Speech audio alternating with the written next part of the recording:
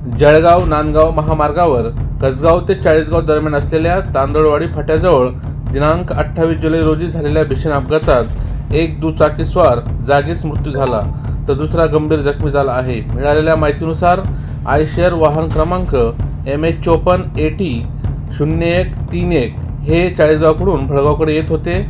तांदळवाडी फाट्याजवळ आयशरने दुचाकी क्रमांक MH19CZ4195 ला मागून जोरदार धडक दिल्याचे सांगितले जात आहे।